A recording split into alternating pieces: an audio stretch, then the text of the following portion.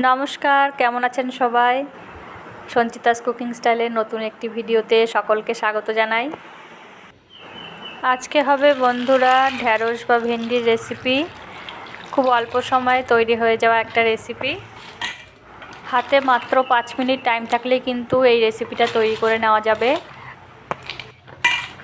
আর এই রেসিপিটাতে কিন্তু মশলা বাটাবাটি খাটাখাটির কোনো ঝামেলা নেই। প্রথমে আমি ভেন্ডিগুলোকে জল বদলে বারবার ভালো করে একটু ধুয়ে নিচ্ছি, কারণ ভেন্ডিতে কিন্তু অনেক ধুলো থাকে। তো ভেন্ডি তো খোসা ছাড়ানোর ব্যাপার নেই, তাই খুব কিন্তু ভালোভাবে ধুয়ে নিতে হবে প্রথমে। তারপর এই দেখুন মাঝামাঝি টুকরো করে আমি এরকম কেটে নিয়েছি। এবার এটা রেখে দিয়ে আমি কড়াইতে দিয়ে দিয়েছি সর্ষের তেল গরম হতে। তারপর দিয়ে দিলাম কালো জিরে ফোড়ন। ফোড়নটা একটু ভেজে নিলেই তারপরে আমি দিয়ে দেব ভেন্ডিগুলো আমি দিয়ে দিচ্ছি। একই সাথে এর মধ্যে দিয়ে দিলাম কয়েকটা চেরা কাঁচা লঙ্কা, আর দিয়ে দিলাম পরিমাণ মতন হলুদের গুঁড়ো।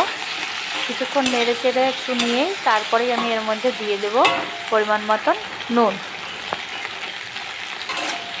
আজকে না ভেন্ডিটা আমি ঢাকা দিয়ে রান্না করব না। ঢাকা দিয়ে রান্না করলে ভেন্ডির সবুজ রঙটা চলে যায়, তো দেখতে যেন কেমন লাগে। তাই আজকে আমি ঢাকা ছাড়াই রান্না করব কম আছে। এটা আস্তে আস্তে ভাজা হতে থাক। আর এদিকে দেখো আমি নিয়ে নিয়েছি কাসুন্দি। এটা আমি বাজার থেকে কিনে এনেছি, তো তোমরা চাইলে কিন্তু বাড়িতে বানানো কাসুন্দিও ব্যবহার করতে পারো।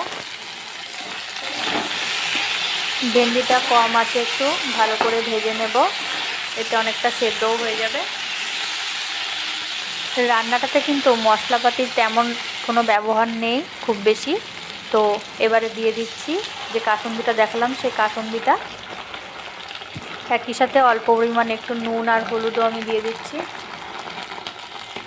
এবারে আমি ভেন্ডির সাথে এটা কিছুক্ষণ ভালো করে নেড়েচেড়ে একটু কষিয়ে নেব। কিছুক্ষণ কষিয়ে নেওয়ার পর এবার আমি এর মধ্যে দিয়ে দেবো সামান্য পরিমাণে একটু জলটা দিয়ে নেড়েচেড়ে মিশিয়ে নেব। তারপরে এটা কম আছে একটু হতে দেবো। ভেন্ডিটা যেটুকু সেদ্ধ বাকি আছে সেটুকুও হয়ে যাবে। বেশিক্ষণ কিন্তু লাগবে না, মিনিট 2 মতো ফোটালেই কিন্তু হয়ে যাবে। এই দেখুন বেশ মাখো মাখো হয়ে এসেছে। আরও কিছুক্ষণ এটা নাড়াচাড়া করে নেব।